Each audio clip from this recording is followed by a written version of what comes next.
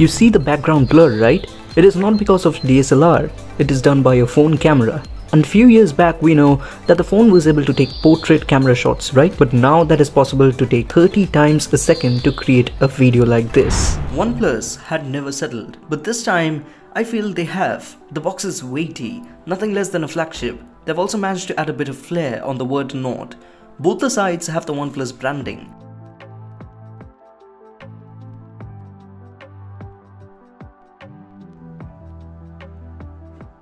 But wait a second, only 5.3% of you guys subscribe to my channel, 94.7% of the viewers don't. Please, for the love of God, subscribe to my channel. I have big dreams with my channel, I can only achieve them with the help of you guys. Thank you so much in advance. Inside, we are greeted by this box containing a soft translucent case, stickers, safety information, quick start guide and the red cable membership card. Beneath all the jazz, we have the smartphone.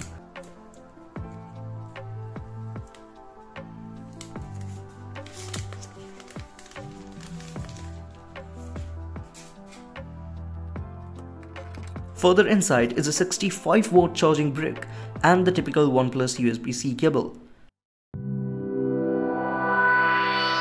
The phone is a beautiful piece of engineering, a bluish-white beauty that reflects light in flares of purple and yellow. The cameras look large with the lens and are mounted slightly above the main body. Feels like inspired by Samsung's contour cut design, but it is smooth, making the camera bump not very noticeable. The translucent case further hides the bump and the back feels a continuous and a soft single piece. The phone is slim, it is just 7.8mm in thickness, weighing over 173 grams. It is lightweight and holding the phone for long hours does not create any problem. The display is a 6.43 inches gorgeous AMOLED panel with a 90Hz refresh rate. Coupled with Oxygen OS and a capable processor, the display draws a mark in the price segment. The HDR10 Plus support works well on YouTube, support for sRGB and P3 color gamut brings a different level of vibrancy of the images on the panel. The phone comes with a single bottom firing speaker that is loud enough to produce sounds like this.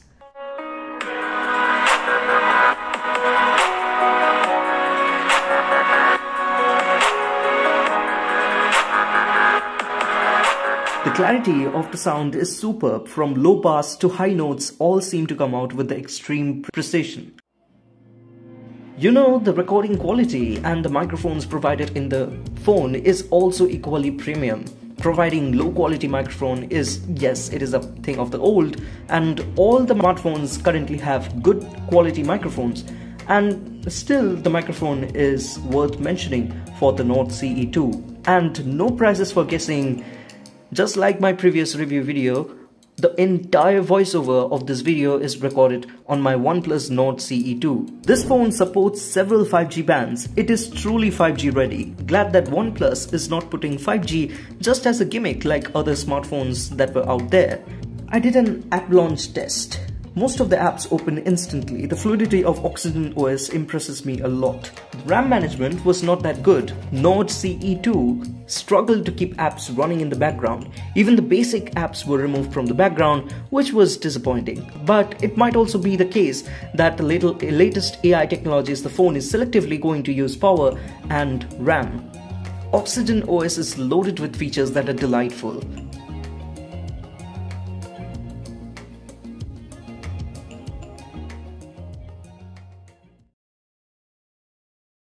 They allow you to customize and change the wallpaper to a canvas of you. You can change and select an icon pack of your choice. Even third-party icon packs are supported. There are some cool always-on display themes to choose from. You can change the animation of the fingerprint read. You can edit the notification light and more. They have added features of RAM boost that optimizes the RAM based on the current usage. Just like Apple's iOS, you get to see the dot when the app camera is being used.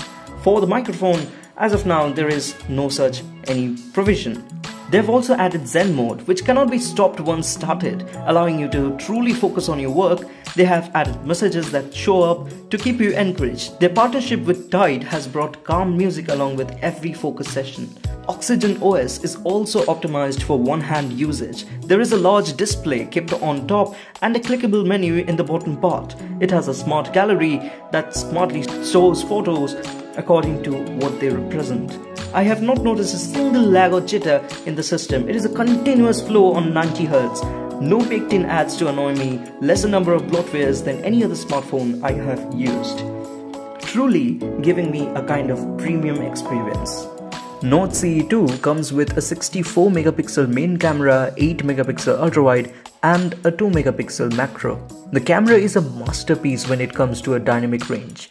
The handling of the bright sky with the subject in the camera blows my mind. Colors are a bit boosted but pleasing to the eyes.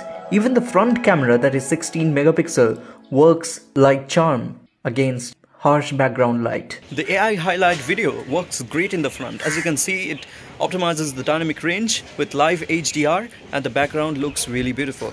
Along with the sky, it keeps the original color of the sky and the leaves look a bit saturated. That means the background is getting a little bit saturated along with the image processing. For other cases, it just looks awesome. But however, against harsh backlighting, it doesn't work that much well. As you can see, the sun is there, but the dynamic range is not very great in this. But here comes the shady part.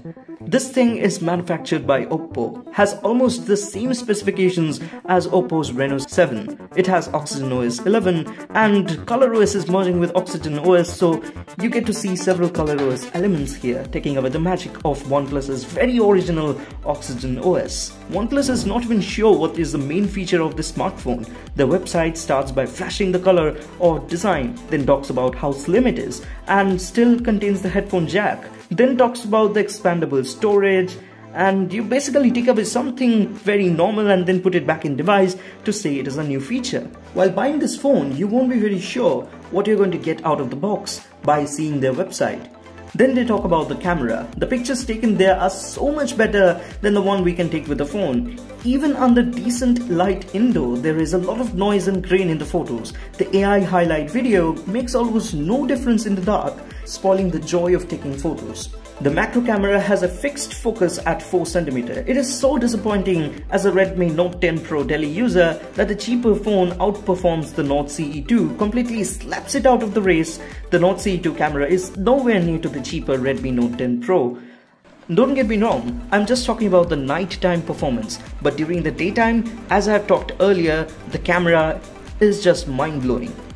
OnePlus does not even talk about some of their features. This phone can take portrait mode videos that blurs the background. It works fine, but since the resolution is at 720p, guess what?